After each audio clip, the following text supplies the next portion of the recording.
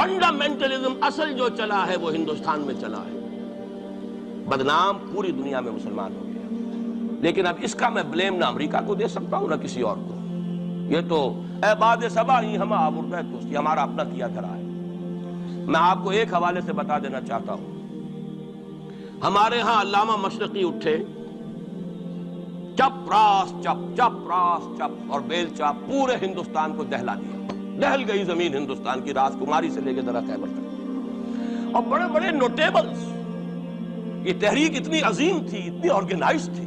آپ کو معلوم ہے یہ تالپور برادران جو ہیں، دونوں بھائی جو تھے، یہ خاکسار تھے، بڑے بڑے لوگ، سندھ میں، فرنٹیئر میں، پنجاب میں، ہر جگہ پر، اور ایسی زبردست آرگنائزیشن، بالکل ملٹری والی، ان کے سارے قواعد ملٹری کے۔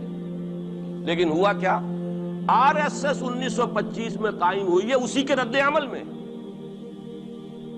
ہندو سویا ہوا تھا، انہوں نے دیکھا یہ مسئلہ اٹھ گیا ہے، اور اتنا زبردست اٹھ گیا ہے، زور شور کے ساتھ اٹھ گیا ہے، اس کی چپ راس جو ہے وہ زمین جو ہے لرز رہی ہے، اس سے تو اٹھنا پڑے گا نا۔ لہذا باقاعدہ جو آر ایس ایس 1925 میں قائم ہوئی ہے، اسی کے رد عمل میں، اور اس مقصد کے ساتھ، ڈکلیئرڈ مقصد، ہندوؤں کو متحد کیا جائے تاکہ وہ بھرپور طریقے سے مسلمانوں کا مقابلہ کر سکیں۔ ہندو واد آن دی ڈیفینسو۔ لیکن 1925 سے لے کر آج تک کتنے سال ہو گئے؟ 67، 67 برس تک ایک جماعت کا حوصلہ دیکھیے، اس کا ظرف دیکھیے، آج تک سیاست میں حصہ نہیں، پاور پالیٹکس سے کوئی تعلق۔ 67 لانگ ایئرس، اتنی فالوئنگ ہے کہ ویسٹ میں تو اتنی موٹی موٹی کتابیں چھپی، شکاگو یونیورسٹی سے اتنی موٹی کتاب تھی، برادرہڈ ان سیفرن، آر ایس ایس کے اوپر ڈاکومنٹ، 25 لاکھ ان کا اس وقت کارڈر موجود ہے جو کہ ان کا ٹرین ہے والنٹیئر، لیکن وہ جماعت الیکشن میں نہیں آئی۔ کچھ اپنے اثر تحت کچھ اور لوگوں کو لڑو، اور آپ نے نام بھی نہیں سنا ہوگا، اس کے 3 امیر یا گرو جو ہیں گزر چکے ہیں، تیسرا ہے اس وقت۔ پہلا ڈاکٹر بالی رام ہیجواڑ، کسی نے نام سنا آج تک؟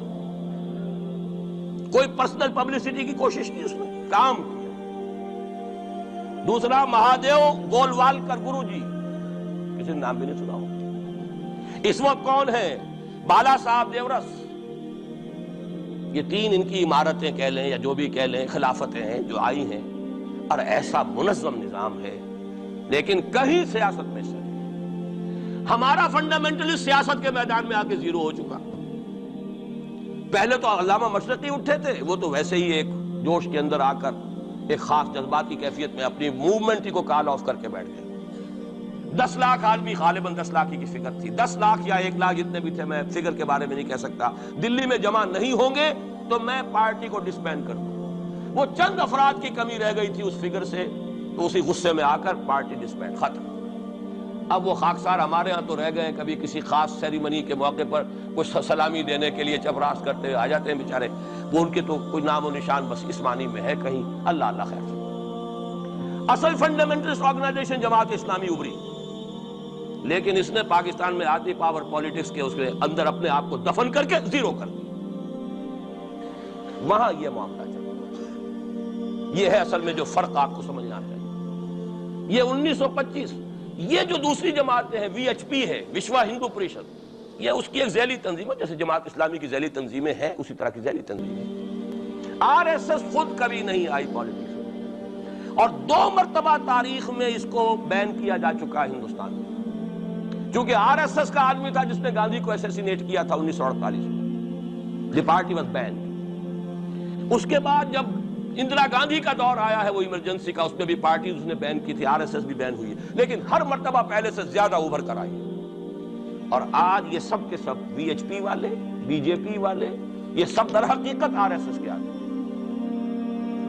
اور یہ ان کا ڈکلیئرڈ ایم اب بن چکا ہے، اور حالات جو ہیں ہم اس سزا کے بالکل مستحق ہو چکے ہیں۔